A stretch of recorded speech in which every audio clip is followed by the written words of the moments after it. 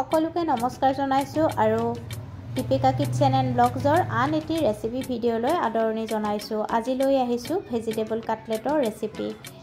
Vegetable কাটলেটৰ ৰেচিপিৰ বাবে great কৰি লোৱা আলু দুটা লৈ ল'ব, গ্ৰেট কৰি লোৱা বিট এফাল, গ্ৰেট কৰি লোৱা গাজৰ এটা, মিহিকৈ কাটি লোৱা পিঁয়াজ, জলকীয়া কিন্তু আপোনালোকে বেছি খালে বেছিকৈ ল'ব আৰু কাটি লোৱা ধনিয়া পাত দি ভালদৰে মিহলাই ল'ব। এতিয়া তাত কৰ্ণফ্ল'ৰ দি দিব আৰু কৰ্ণফ্ল'ৰখিনি দিও ভালদৰে মিহলাই ল'ব।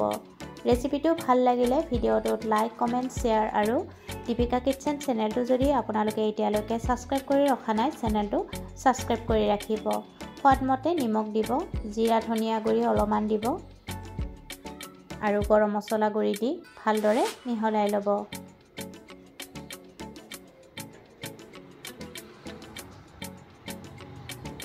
এতিয়া হাতত তেল লগাই সৰু সৰু বলবোৰ প্ৰথমতে বনাই ল'ব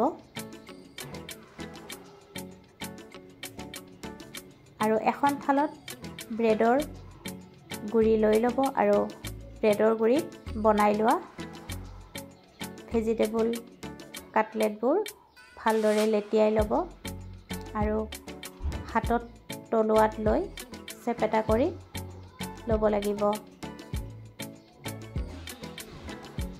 আটাইকেইটা ঠিক তেনেকৈ ৰেডি কৰি ল'ব।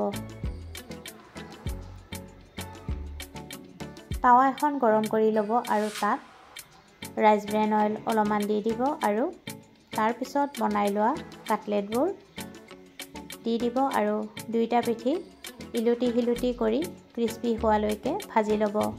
একেবাৰে কম তেল ব্যৱহাৰ কৰি কাটলেটকেইটা বনোৱা হৈছে। আপোনালোকে যদি ইচ্ছা কৰে বেছি তেলতো বনাই খাব পাৰিব।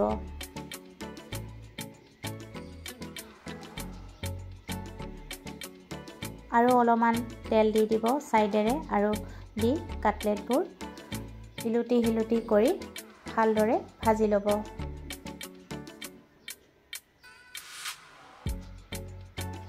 ৰেচিপিটো ভাল লাগিলে ভিডিঅ'টোত লাইক, কমেণ্ট, শ্বেয়াৰ আৰু চেনেলটো ছাবস্ক্ৰাইব কৰি ৰাখিব।